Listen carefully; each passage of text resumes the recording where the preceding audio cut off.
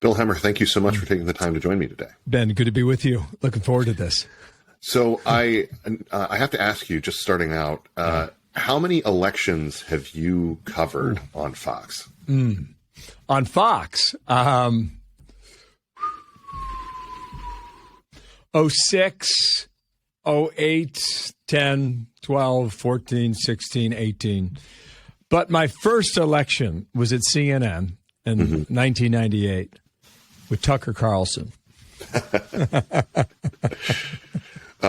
You believe that? That's before Jon Stewart did the worst thing that he ever did and destroyed Crossfire. Still missed by television fans and the fans of argumentation all around the world. Yes. The 98 election was one that obviously took place in the context of the Clinton impeachment. When it came to sort of sitting down and preparing to cover that midterm, what changed between the way that you did it back then and the way that you do it now? Wow, everything. Great question. I just think there's so much data and information out there right now that if you want to take the time and put in the time to handicap the races in your own way, you can do that. And with all the interactive material we have online, we're going to have an app very soon here at Fox that people can play along at home, literally play along at home and make your own best guess. I think it's much more encompassing than it was ever in 1998. I think Tucker and I were on overnight duty, and we're all jacked up because I think there were some West Coast races that may go this way or that way, and I don't even remember if we did that much TV time that night, but we had a great conversation, and I'll never forget that.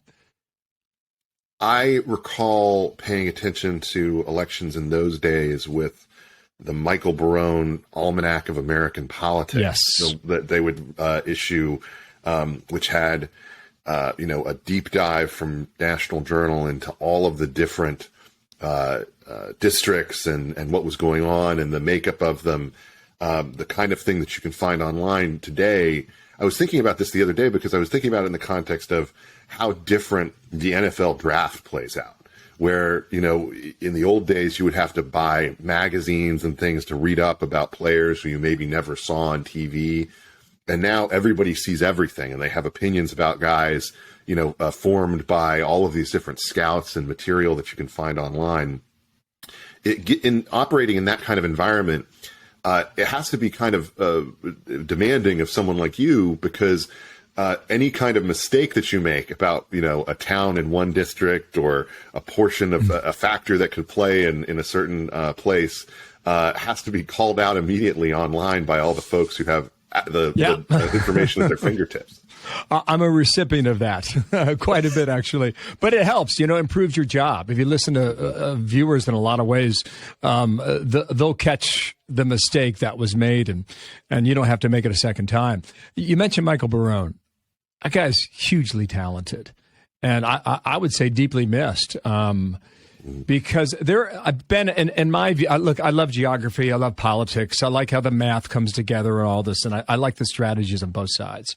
I used to be a sportscaster, growing up. That's how I got into the business. And this, election nights are about as close as you get to ESPN. And some people may not like it that way, but that's the way it is. You're crunching numbers and you're trying to notice trends.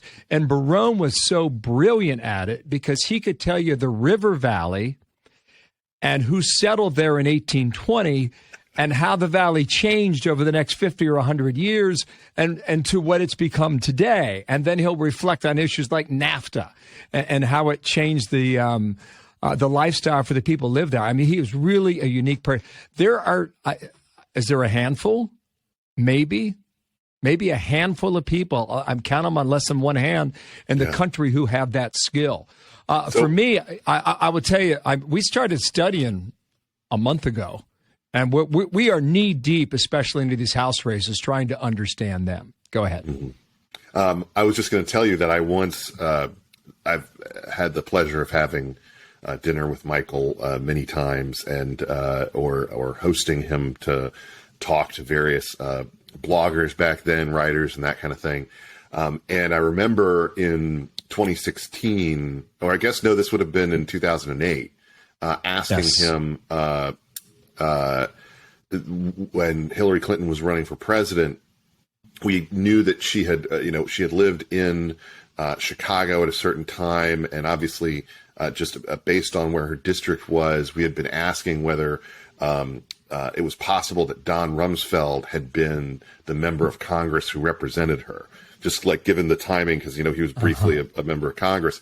And immediately Barone said, well, no, because she lived here, and the way that the district line ran, he knew exactly where she lived and where the district line was, like way back then. It's remarkable stuff. During that election, it was all the action was on the Democratic side, Clinton versus Obama, right? And we were here like on Saturday nights till 2:00 in the morning, waiting on Nebraska to come in with the results. And Barone was the magic man. Who could stretch forever on the regions and what was important and why. I mean, he's a very unique talent, and I'm glad that you appreciate him the way I do. Yeah. The interesting thing about House races is especially in this context this time around, is you end up with a lot of people, especially in wave elections, who you don't anticipate winning, who find a way to squeak through or to win in a marginal race, and that requires you to kind of do a lot of very quick research to figure out, wait a minute, who was this person, because nobody really thought they could win. Mm-hmm. When you approach that sort of challenge, what are some of the things that you look for? What is the way that you try to approach that type of analysis to provide the viewers with what's going to be most important to them? Yeah, what I think, Ben, is that in 2018, the last midterm we did, we debuted our Fox News voter analysis. First time we ever did it. And we called the House at 9:33 p.m. that night for the Democrats. What I have done, not purely set up on time zones, but pretty close to it, is I've already gone in. It's kind of like March Madness. I'll tell you another sports analogy here. I'm seeding these races. And right now I have them in columns from seeds 1, 2, 3, 4, and 5. And so I think we're going to have an idea. 7:30, 8 o'clock, 8:30 for sure. I would say especially in the 7:30 to 8:30 hour, who's turning out to vote. And therein lies the story for how we can move from seed number 1 to seed number 2 and move across the country geographically and based on time zones. But I think the trickiest part of trying to figure this out is we just had a census, and a lot of these lines have been redrawn. Mm-hmm. And when you get into it, it's a bit of a puzzle. Well, what were they before? Did it 10 Democrat or did it 10 Republican? Tend or trend? And what is it now? How have the state legislatures, how have the governors tried to take the geography and the populations of their states and do it legally through a lot of court challenges that we watched for the past year to figure out how they can most favorably set their state up to have a majority? I think that's the real challenge right now, just understanding that basic knowledge. Given looking back at the different elections that you've covered, there's always these kind of given built-in fundamentals that people look to. The performance of the economy, the president's popularity and his own party's popularity, that is attached to that. But then there are also, some random issues that crop up, things that can determine the outcome, even in potentially, a wave year for Republicans where they may lose because of, a candidate who has some particular defects or, some late breaking stories or gaffes or things like that. In your experience, how much do those factor in? Or are they more of a media sideshow to the fundamentals of basically economic performance and how popular the president is? Yeah, it's a great question. I think you got to take it on an individual basis. If you were to ask me today, I mean, we're having this discussion at the end of September. I really felt that elections crystallize things. It's almost like after you have the vote and you count them up and you look back at the result and think, oh, of course. Of course why were we even debating that? That makes entire sense to me and to you and everybody else. My feeling today is that you've got option A and you've got option B. And option A is that the wind's at Biden's back. It came back over the summer. And abortion is really going to tilt the tide toward Democrats. Option B is stock market's in the tank. Inflation's out of control. The economy is suffering. There's war in Eastern Europe, and Putin is running the war. And I thought the Washington Post and ABC this past weekend sort of showed us that. Mm-hmm. And I think as we sit here today, some 6 weeks removed from the election, I think the trend is toward option B, despite what we have been talking about on TV for the past month, which would have been option A. That's not to say that Democrats can't do well in these House races or the governor's race in Michigan. Abortion is on the ballot there. That's not to say that they can squeak by in some of these congressional districts in Southern California, around the Orange County area. That's always very close. Abortion is on the ballot there. That could make a difference. I'm not here to say whether it does as of tonight. I will give you that answer, I think, on November 9th. That's a Wednesday morning. So I have been talking, and I'm sure you talk to a number of different political observers. I try to figure out the smart consultants, the ones who, pull out the stops and are able to win in difficult situations, or who focus on a particular niche of the electorate, such as Hispanic voters or the like, and talk to them, get their background info. You also, though, when you get that info, have to sift through and basically understand, this is coming from someone who's trying to win an election and trying to convince me that they're going to win an election. When you turn to those types of sources for info or background, how do you kind of make that determination yourself about this is a useful nugget versus this is someone who's probably trying to spin me on the idea that this is closer than it really is? That's a good one. It's a good one. I think there's only one way to do that, and you got to talk to a lot of different people. And they can all be from, a lot of them can be from one party, and a lot of them can be for another party. But you remember what they say.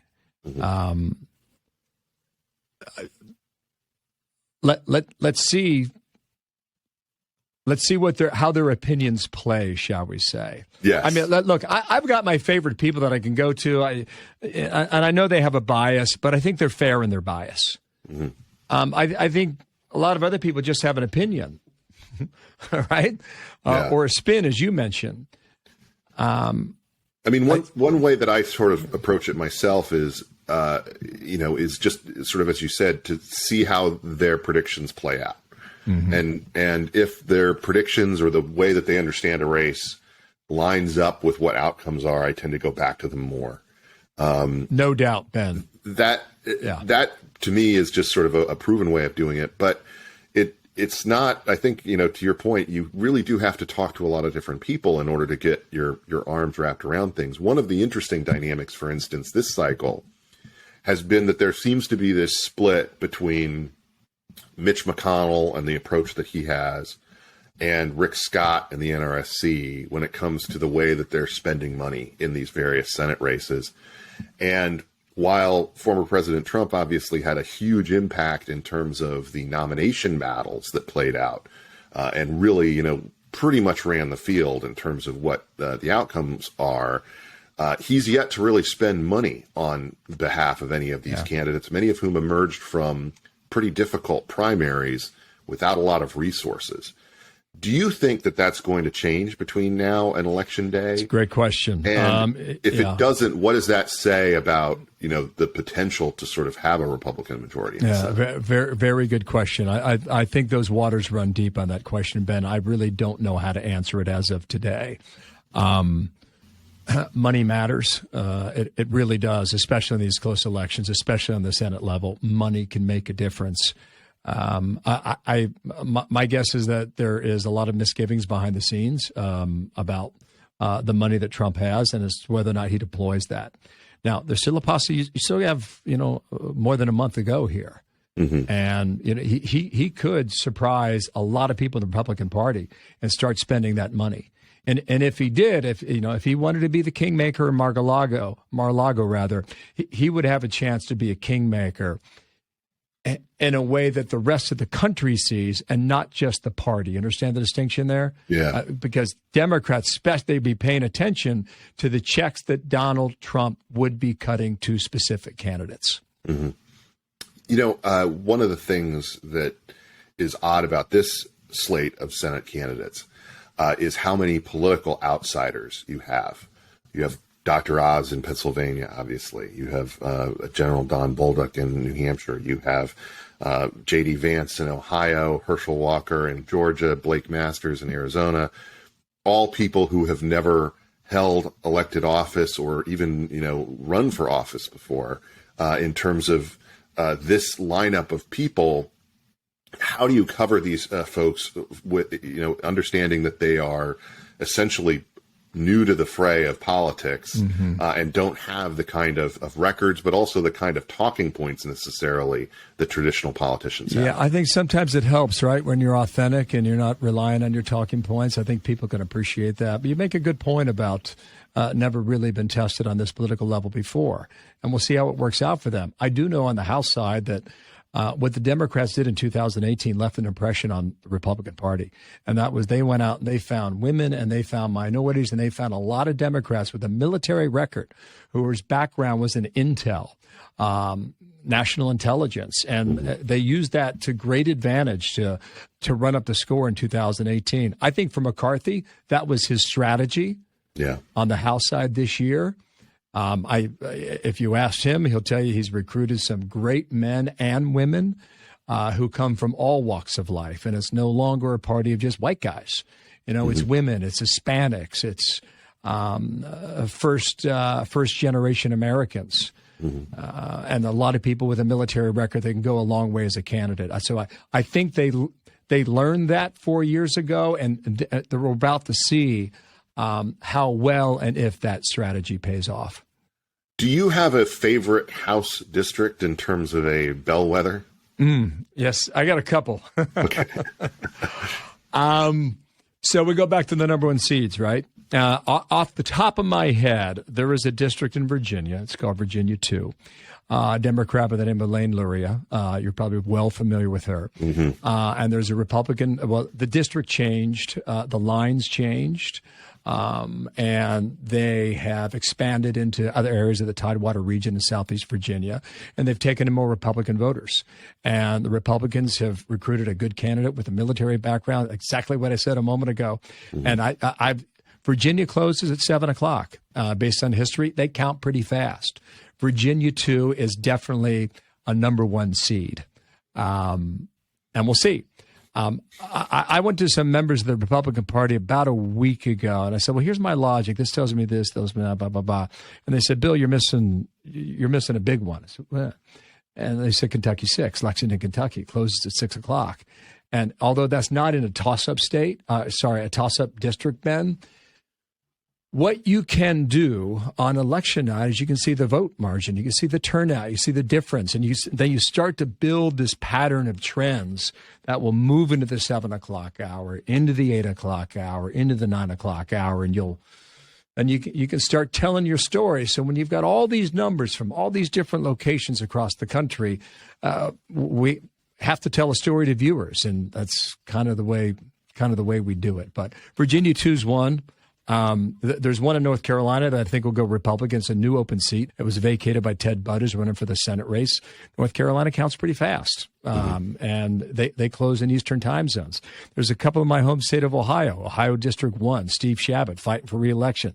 They redrew his district, took in parts of the city of Cincinnati that are more Democratic. He's fighting for his life. I don't know if he's going to win or not, whether the Democrat, Gary Landsman, the former city council member, can take that from him. Tim Ryan in Ohio 13 is up around the Canton, Akron area.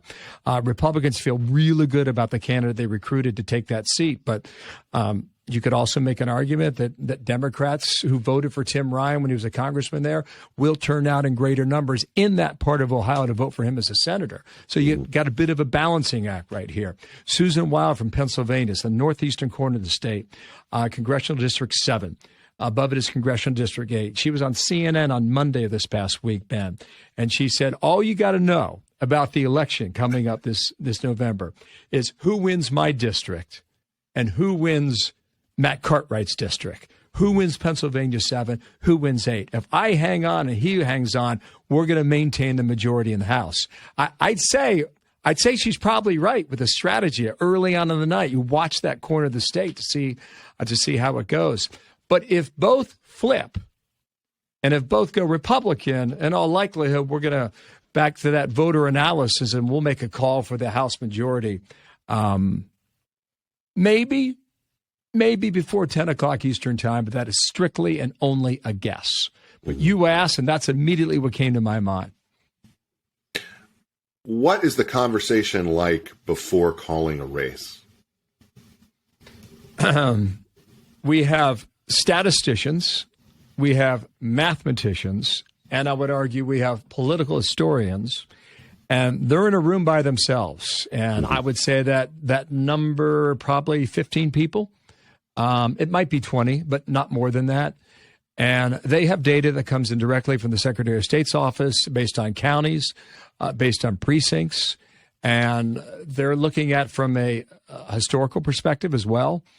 And they're looking for the same trend that I'm probably looking for on the board behind me. What happened 2 years ago? What happened 4 years ago? You know, is this out of reach of the margin based on the number of people who register to vote there? And really smart people who know numbers and can make us understand them are making those calls. Mm-hmm.